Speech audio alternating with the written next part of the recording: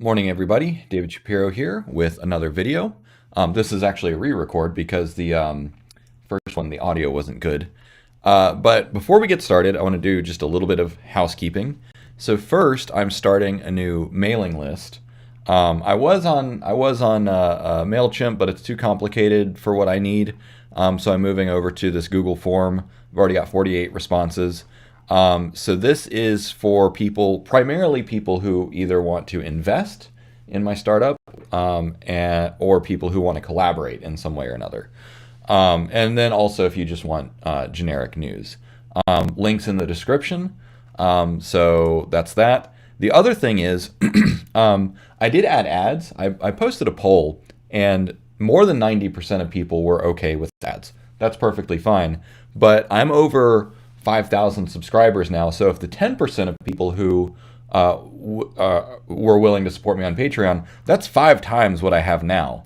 And if I 5x what I've got now, that puts me at 5,000 a month. And if I get to there, I will take down ads permanently because that's enough to support my life.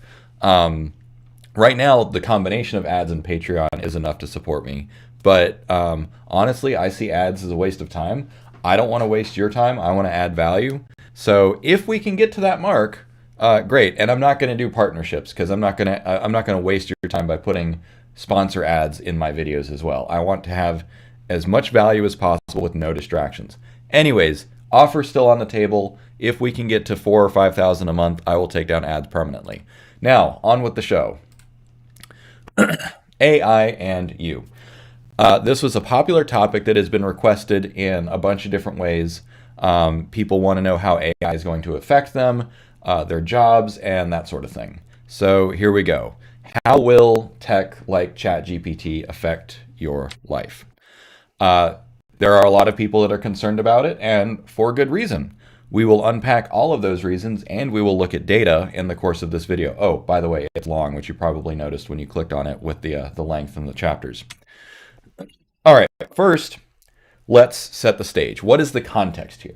If you are new to the channel, which many of you are, you might have landed here and you don't know anything about AI, or specifically this current wave of AI. So the current thing is the big breakthrough was called an LLM, or a large language model. It's basically autocorrect on steroids, or another way you might think of it is predictive text. However, it is like literally millions of times more powerful than the predictive text on your phone, maybe billions of times. It's very, very powerful. Now, this concept might seem simple. You know, if all it does is predict the next word, okay, like how is that so powerful? I won't unpack all the reasons. I've got other videos talking about this AI, but it is very powerful, especially if you can accurately predict the next word in any topic. And this ability has implications in science, education, technology, law, medicine, basically everywhere. So that's the context. Now that we've got the stage set, why now? What's different, and why is AI suddenly taking off so fast? Well, if you're new to LLMs, to GPT-3 and ChatGPT, it might surprise you to know that these technologies have been around for a few years. GPT-3, which this is based on, has been around for 2 years. So what changed? What's different? The primary thing that changed was the UI and the UX. So Chat is a very, very intuitive and familiar interface. Chat has been around for many years, decades even. You know, everyone, especially people my age, will remember things like IRC and AIM. But all you young people in your TikToks these days, I don't know how that works. Anyways, point being, we're all familiar with text messages, emails, and chat interfaces. And so when you have a powerful enough AI attached to a familiar interface, people just get it. So that's why it's exploding suddenly after this technology has been on the stage for 2 years. There is another component of that, and that is fine-tuning. That is the reinforcement learning with human feedback that helped ChatGPT produce such good answers.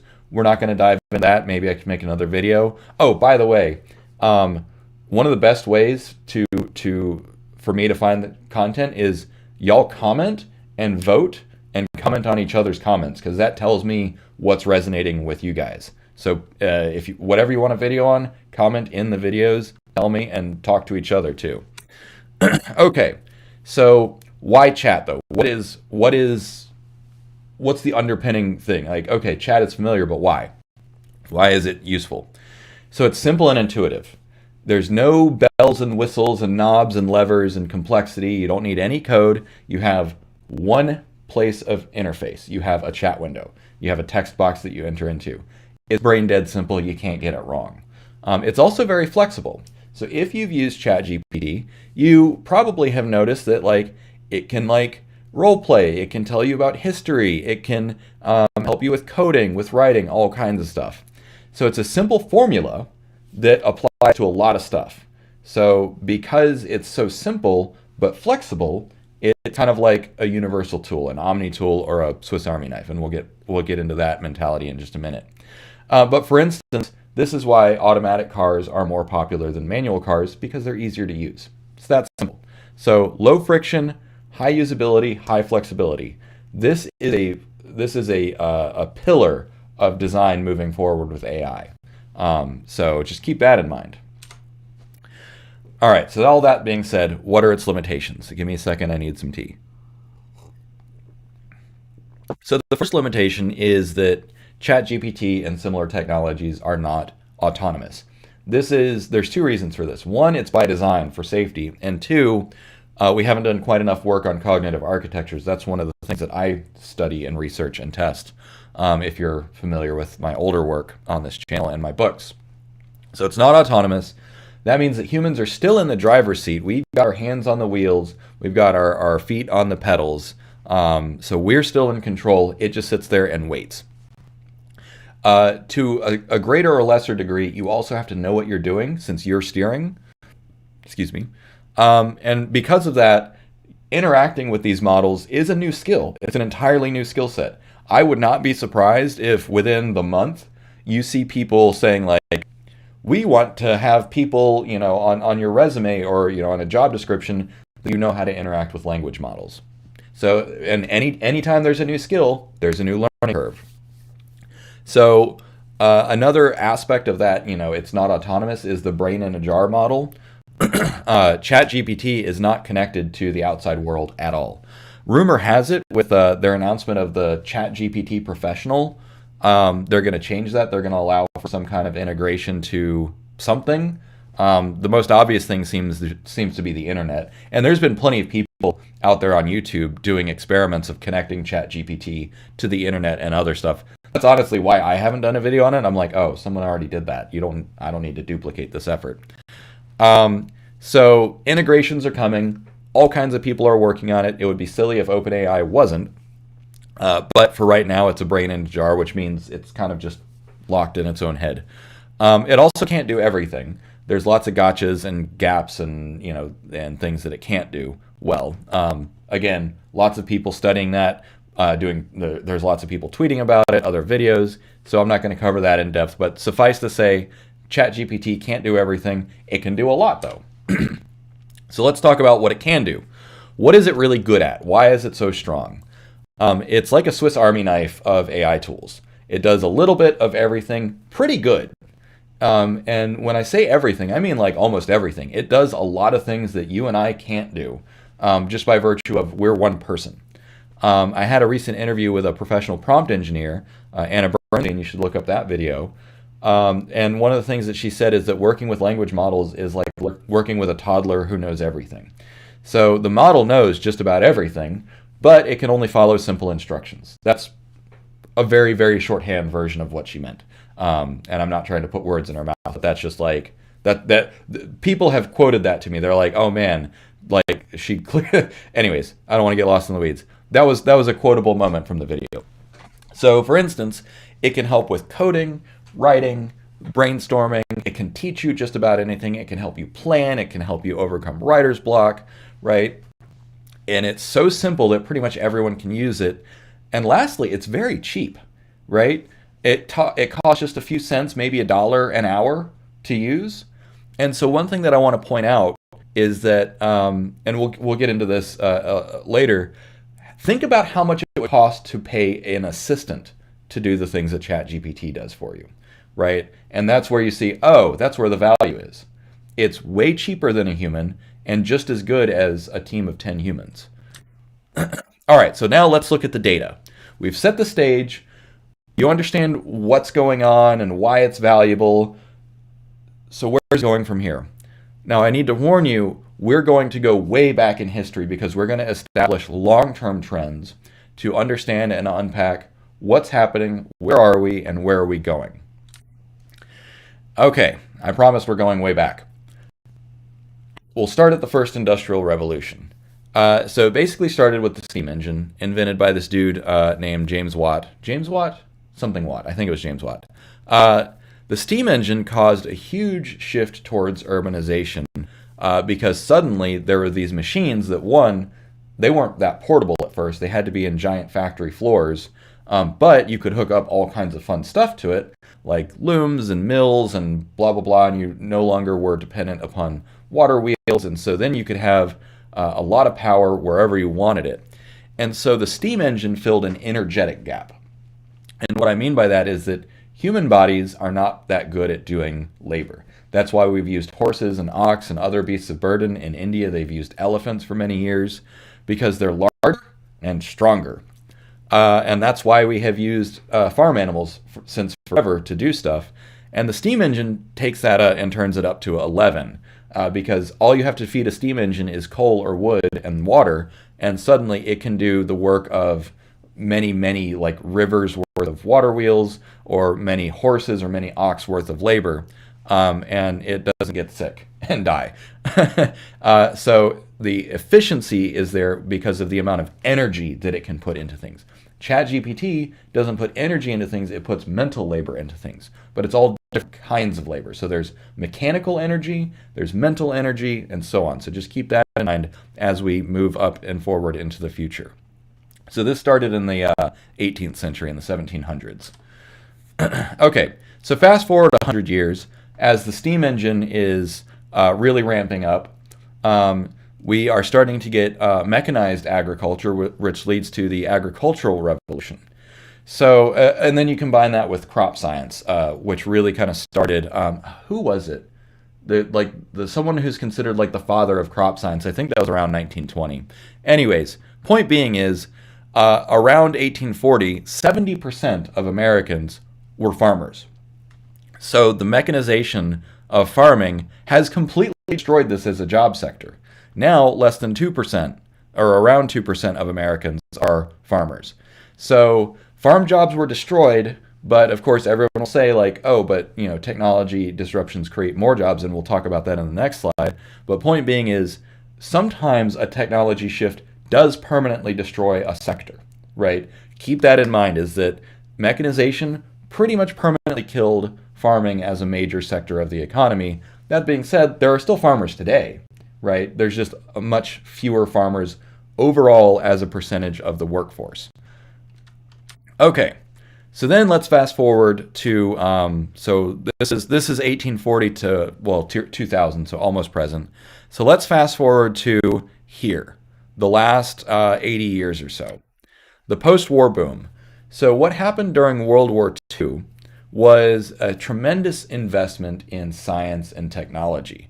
Not only that, women entered the workforce en masse because all the men were either sent to the front or were doing things that only men can do. And so women were brought into the workforce to do typing, to do computing, to do weapons assembly, garment manufacturing, all kinds of stuff.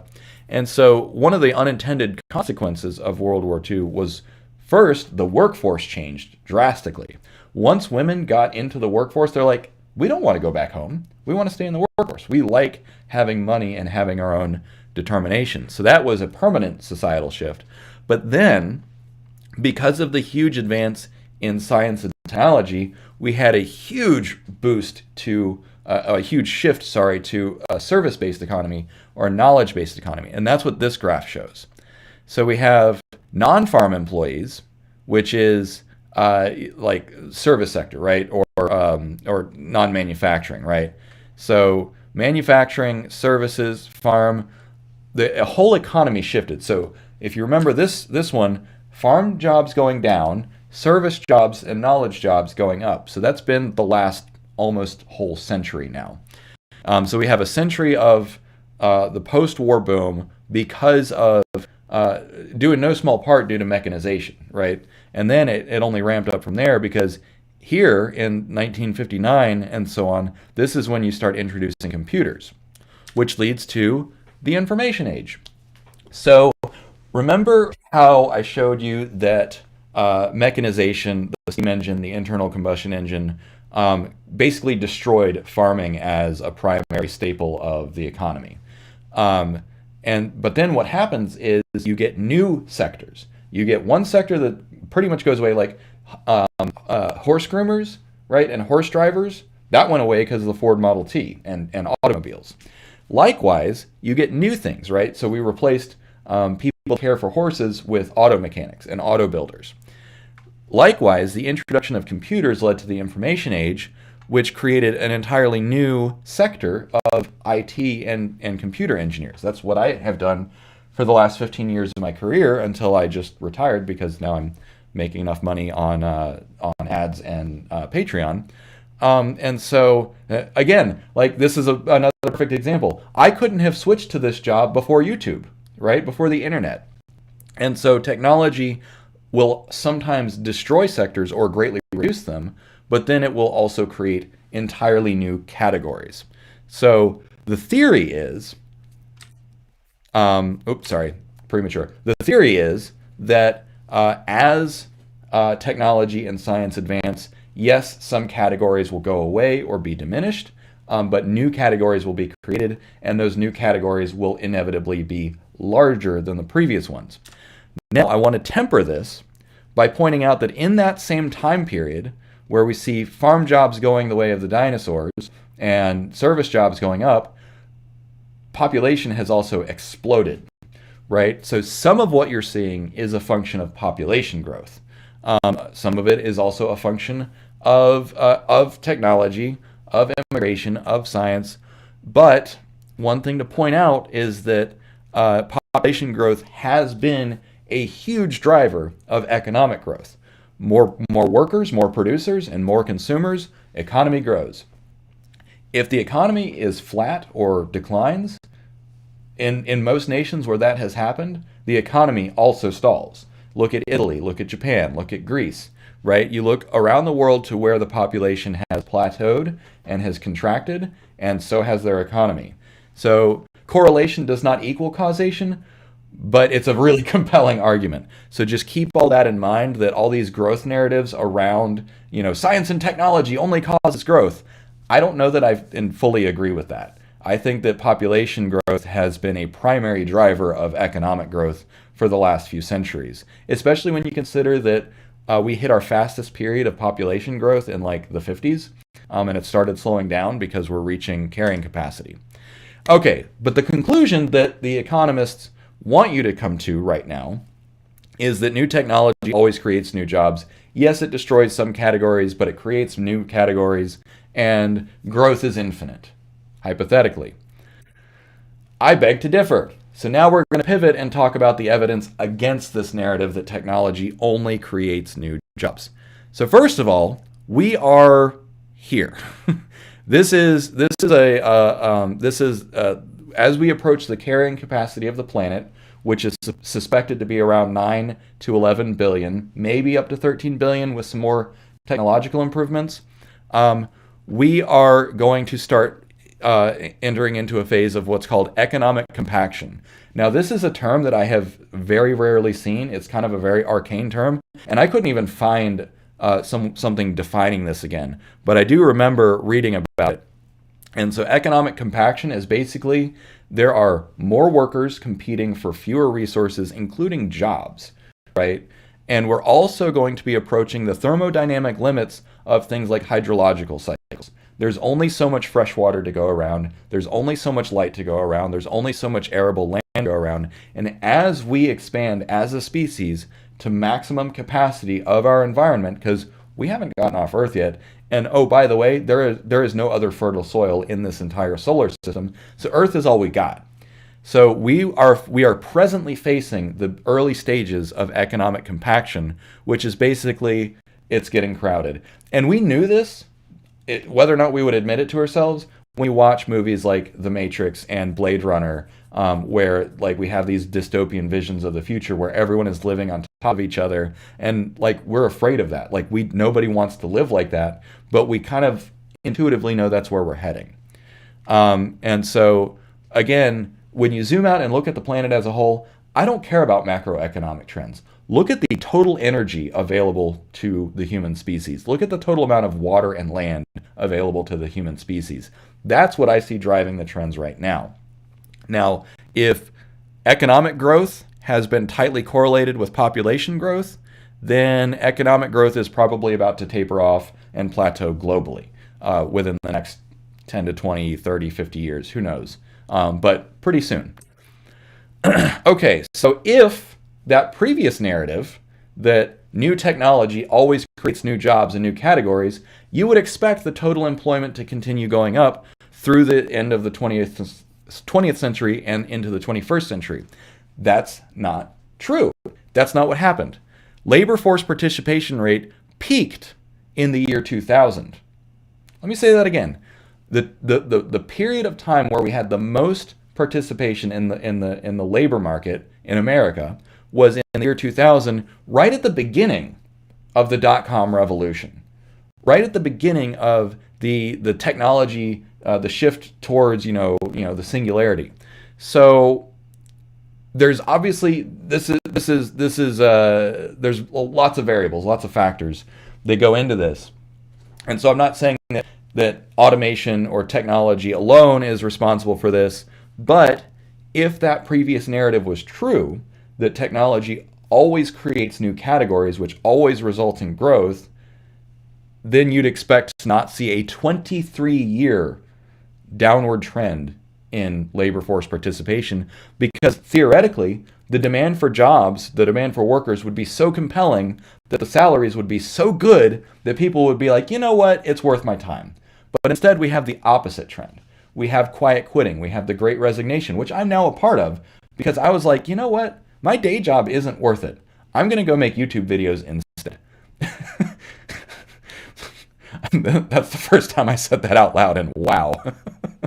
Anyways, so point being, a lot of us are checking out of the conventional economy because we're just like, nah, it's not worth it.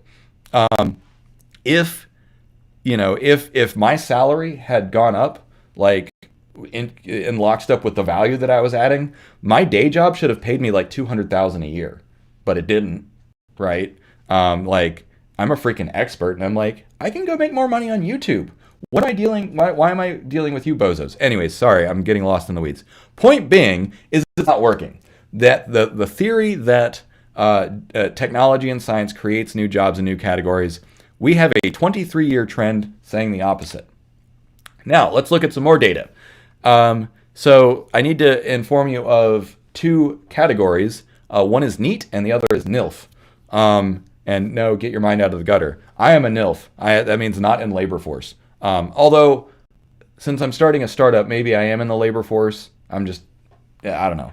Anyways, point being, NEET means not seeking education, employment, or training. So a NEET is someone who has just never, like, I think it's typically young people, but these are people that are just never ever going to even enter the workforce in the first place. And then a NILF is someone who has checked out for whatever reason.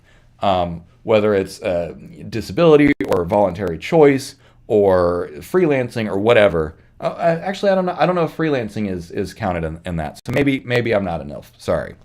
Long story short, people are checking out of work, and so let's just unpack this graph real quick because this is small. So this is the same data we saw a minute ago, which is the labor force participation rate, and so you see it followed this big hump, peaked around 2000, and it's been downhill ever since. And then this blue line is the ratio of not in labor force. So we have today, it looks like we're approaching 96 million people in America that are not in the labor force, and this trend is not slowing down. So again, that narrative that the information age is going to revolutionize everything doesn't seem like it's happening.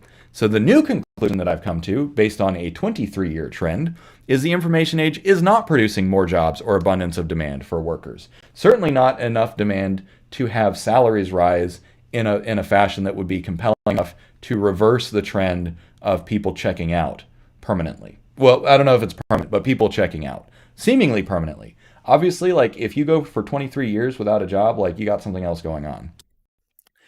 So let's talk about who's at risk. I hope this provides a compelling enough argument that like, okay, that old narrative isn't holding up. So who's at risk? According to this Zippia link, which has a lot more graphs, we've got 25% of the population is at high potential for being automated away. And another 35%, almost 36%, is at medium potential. So that means the vast majority of workers today are at medium or high risk for being automated out of their jobs. It's happening. So like you might, the first thing is like, okay, how do I protect myself from that?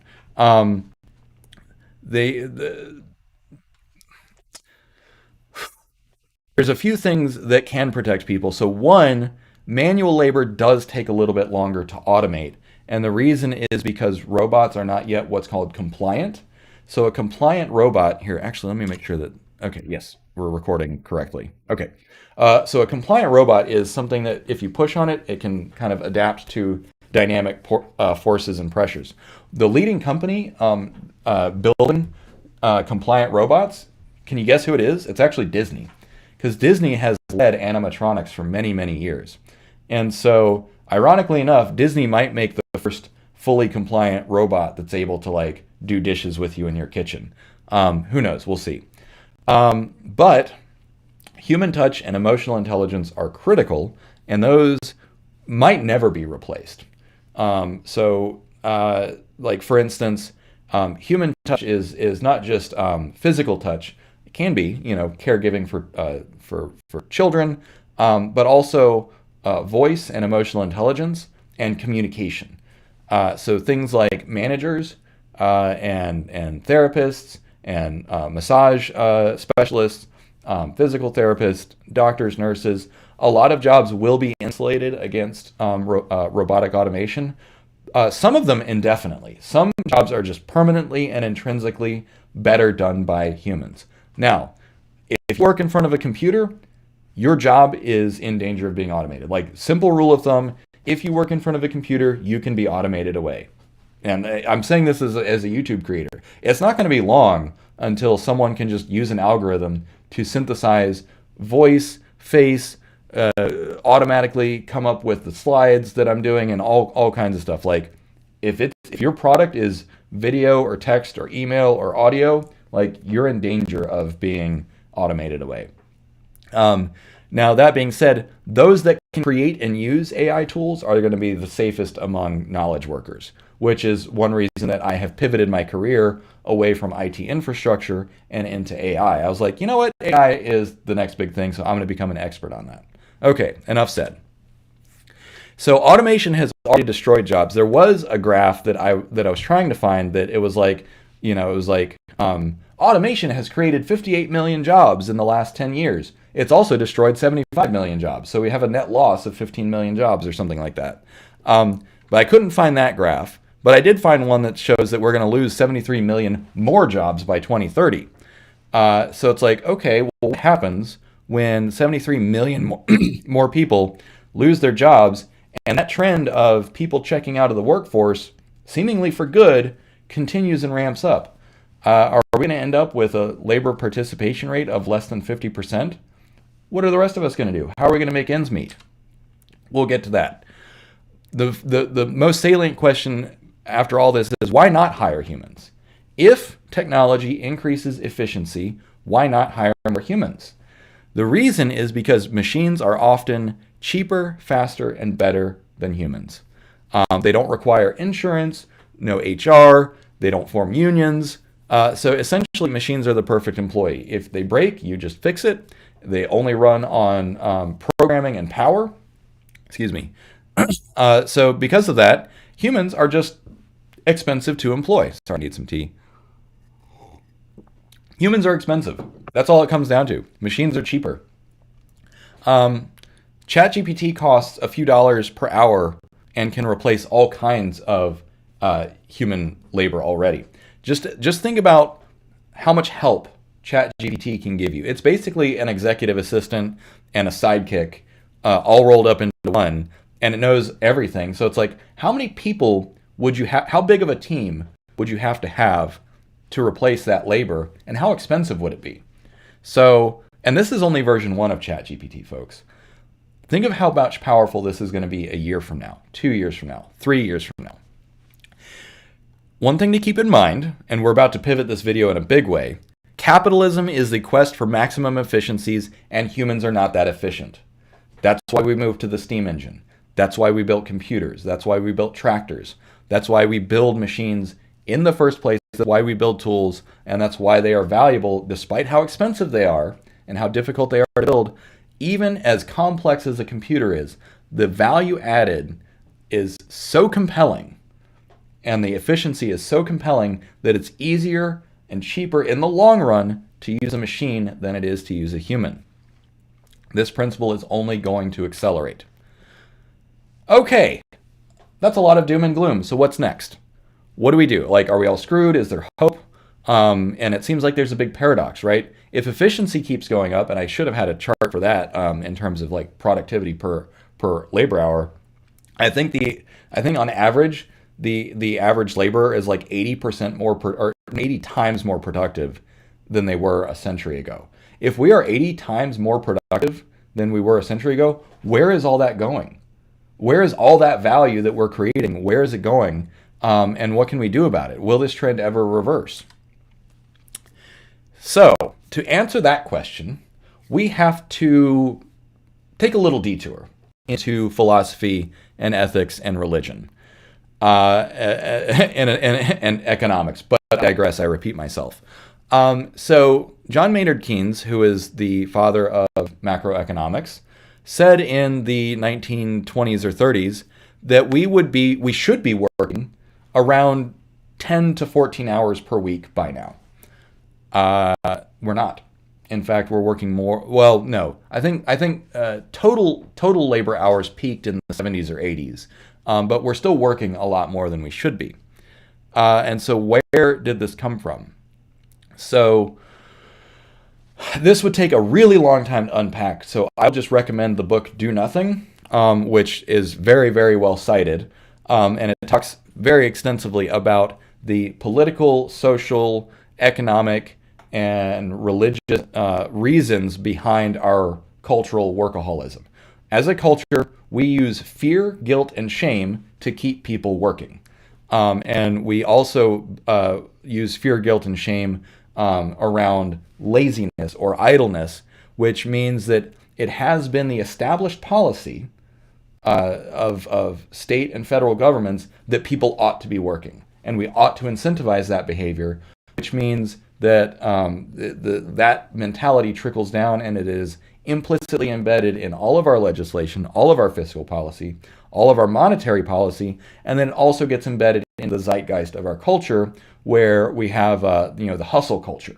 That is one of the primary ways that you see it today. Is like, if you're not working 2 or 3 jobs, you're falling behind. That is people that have internalized capitalism. And then you end up with, whenever anyone pushes back, you say, well, who are you to declare what's good or bad? Why do you get to say that this is not good or bad? Society has decided that laziness is bad. So what we need instead of this hyper-competitive mentality, is we need a post-scarcity and hyper-abundance mentality, which is a completely different mentality from laziness is a sin to you must be working or otherwise you're going to be condemned, right? So post-scarcity is a hypothetical state where the scarcity of all basic goods and services practically no longer exists. And hyperabundance is another way. It's 2 sides of the same coin. So hyperabundance is just another way of thinking about post-scarcity. Air and sunlight are hyperabundant resources. Air is so abundant that you never have to pay for it. All you have to do is regulate it so to keep it clean enough so that everyone can use it. Sunlight is also hyper abundant because, again, you don't need to pay for it unless you're like at the North Pole where you have like perpetual night for 3 months. So with massive increases in human efficiency, why don't we have a post-scarcity and hyper-abundant mentality? So one, or I guess I phrased that wrong. We don't redistribute the benefits of our efficiency because we don't have those mentalities. We'll get into how do we adopt those mentalities soon. But it all basically comes down to beliefs. Economists have certain beliefs. Politicians have certain beliefs. The philosophical zeitgeist of the time gives us certain beliefs. But beliefs they're often anchored in some evidence, but beliefs are also often arbitrary, which is why I picked this graphic, is just because it's like you pray at the altar of neoliberalism, or you pray at the shrine of capitalism and corporatism, or whatever, like whatever your preferred philosophy is. So how does that physically manifest, right? Okay, I can talk about, zeitgeist and philosophy and beliefs however I want, but the bottom line is, after World War II, so the marginal tax rates were really high to pay off the war debt. So it makes sense that after the war debt is paid off, tax rates go down a little bit, but then they just kept cratering. So what happened? Well, around 1980, neoliberalism became the de facto policy globally, and that was pushed by Margaret Thatcher and Ronald Reagan, which, two of the most powerful economies in the world. We set the tone for everyone else. It was also adopted by the IMF and the World Bank. So with the rise of neoliberalism, the belief was you deregulate, you privatize, you give people individual liberty so that they can do whatever they want with their money, and the government should do less. Now, there were some really compelling reasons for the adoption of neoliberalism, because what we had before then was working even worse in some respects. There's a book called A Brief History of Neoliberalism by David Harvey. Definitely recommend it because it does give neoliberalism a fair shake, but it also points out its flaws in reasoning and logic, and also just where it completely goes off the rails. Point being is, neoliberalism is the reason that is one of the reasons we're experiencing what we are experiencing today. Population growth and globalism are also reasons, and there is a huge backlash against globalism right now, which is very interesting to watch it play out. But tax rates are just one way that you can tell that we have this different mentality that goes away from, or that is further from post-scarcity and hyperabundance, and that is, I got mine, screw you. Okay, so what drives all this? I'm glad you asked. Nihilism. Nihilism is the underpinning philosophy behind all of this. Neoliberalism is an intrinsically nihilistic philosophy. It is also a dystopian philosophy. So in the 19th century, in Russia, of course Russia, the nihilists said nothing matters. And they were basically anarchists. They wanted to burn everything down and start over. The idea spread westward, and it really caught on. You might have heard about this dude named Friedrich Nietzsche. So he wrote extensively about nihilism and the will to power, and basically invented rugged individualism and a whole bunch of toxic stuff all in one go. So as we were challenging our beliefs around religion, spirituality, philosophy, nihilism takes over because it's like, we can't figure out anything, so just nothing matters. There's no physical evidence that God exists, that anyone cares about us, nothing matters. And the capitalist stepped in and said, well, my profits matter. And so then everyone else was like, all right, sure, fine, profits matter. And then now, as a planet, we optimize for GDP. Does that sound like how we want to live? Like the single number that everyone spends all kinds of time focusing on is GDP, gross domestic product, right?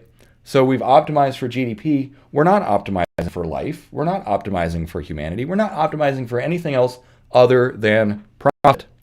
So a century later, how do we feel about that? Did it work? We're more productive than ever, but are we happier than ever?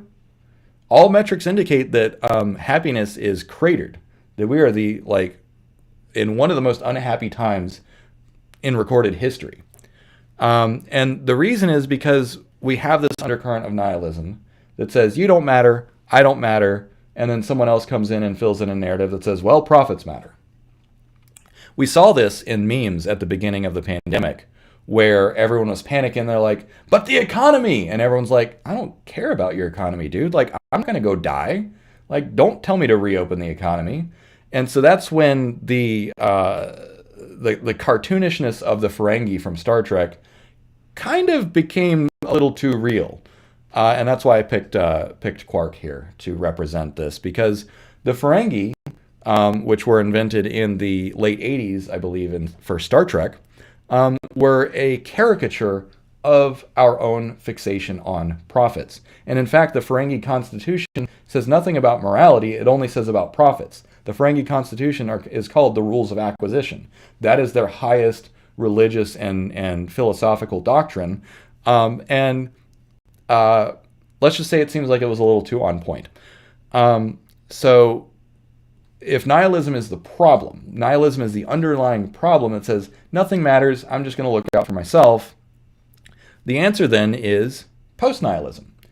So some people, like Jordan Peterson, Eugene Rose, and a few others, have all said we need to go backwards. We need to go back to traditional structures. And their hearts are in the right place.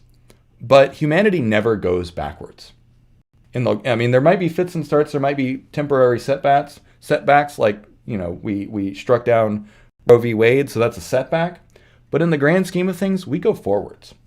So rather than being an anti-nihilist, rather than being a humanist, rather than trying to go backwards and force things into, let's just go back to the good old days. No, my recommendation is that we move forward. We move through nihilism. We embrace it. We say, yes, there is some merit here, but it is insufficient. This is what happened with modernism and postmodernism. Modernism said that universal truths should be found through science and reason and experience.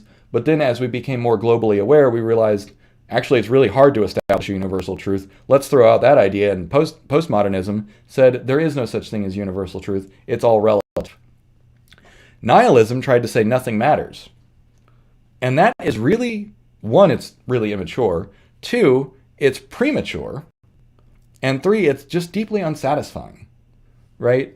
Like, if you say nothing matters, like, are you not paying attention to the fact that, like, life is incredibly rare?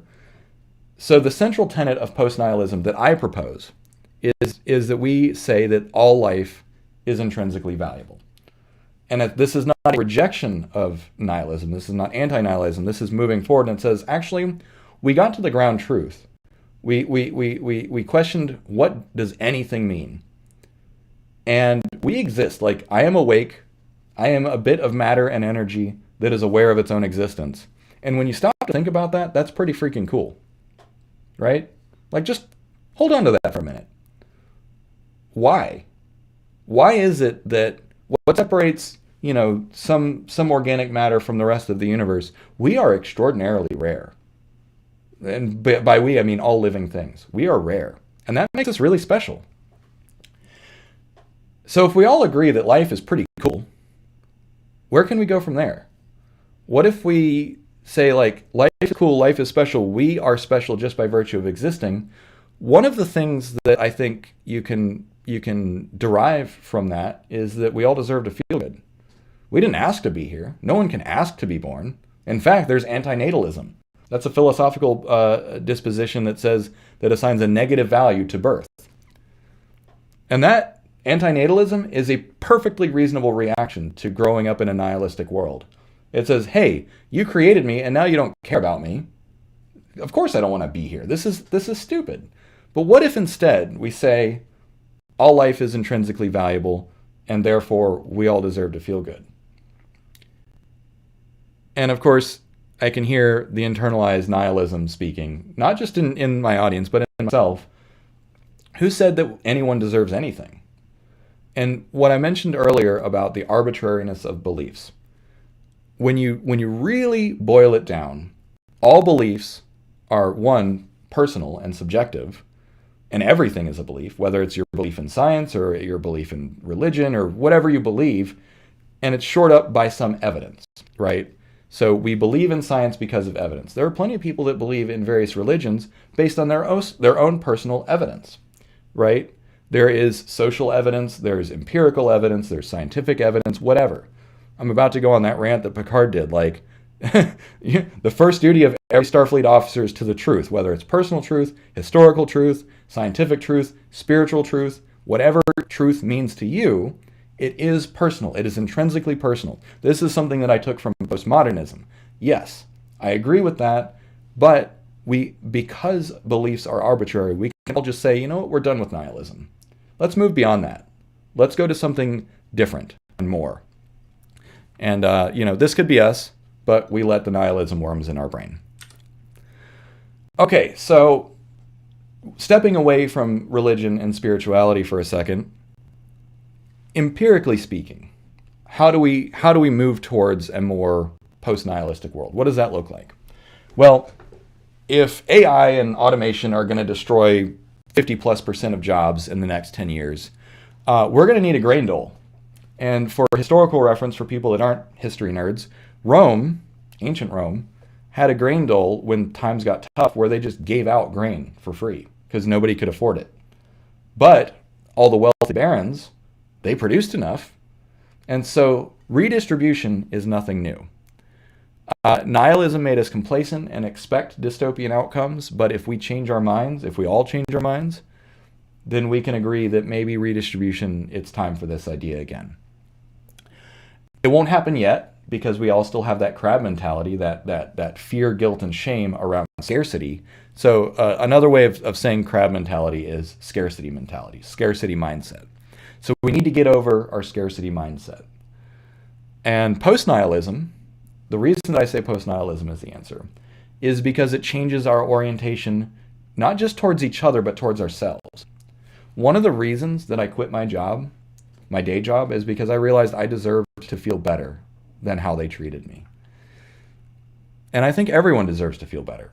And when I discovered that, it was an eye-opening. It was like a major awakening. I was like, wait, I deserve to feel better. Everyone deserves to feel better. And then I was like, yeah, I feel like this is a universal principle. And if we all believe that everyone deserves to feel better, our orientation towards scarcity changes. I went shopping. When I was sick, I went to the grocery store to get soup with my fiance. And there was a guy outside asking for change. And I don't carry cash. And I said, sorry, man, I don't have any cash. And I thought about it. I was like, wait, I got a bag full of food. Like, let me just give him some food. And I walked back and I said, hey, man, I don't have any cash, but you want some soup? Like I was actively sick, and I'm like, I've got more than I need. Like, I think that he deserves to feel good. Just by virtue he exists. I don't care what his history is. Sorry, I'm getting choked up. I don't care what someone has been through or done. If we're here, if we exist, we all deserve to feel good. Sorry. So it's about striking a balance, right? Obviously, this is a really big idea, mass redistribution. Marxism and socialism isn't the answer. It's too radical. I don't think that centralized ownership, that collective ownership, and centralized control is the answer, because, the so-called experts often get it wrong. Look up the famines that happened in the Soviet Union because of the so-called experts deciding what to do with the farms. So yeah, like we should be wary of centralized ownership. We need to bank on the wisdom of masses, which says, okay, we do need some level of liberty and individual decision, and also collective decision making, not collective ownership, collective decision making, which democracy is. Republics, representative democracy, is a method of collective decision making. Neither is libertarianism or anarchy a solution. Sorry. We do need structure. When you've got a planet with 8 billion people on it, you absolutely need power structures. Now, those power structures need to be fair. They need to be better. Now, I think we can probably all agree, I don't want to speak for everyone, but I think we can agree that individual liberty is important. I like being able to decide where I'm going to work, who I'm going to live with, who I spend time with, what I do for fun, what I believe, what I think. So if we can all agree that individual liberty is good, then it's like, okay, well, we don't want any hard left or hard right. We need to be, a little bit more reasonable, a little bit more moderate, sorry. By extension, I think we can agree that property rights are important. And what I mean by that is I own my house. My house wasn't given to me by the government. I worked and I earned my house, and so it's a reward, right?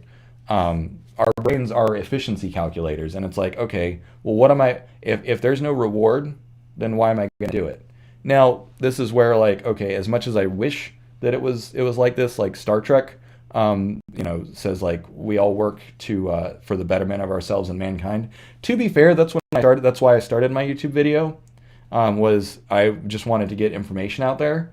But the reward is still social validation, right? Was I'm doing this because I'm part of a society.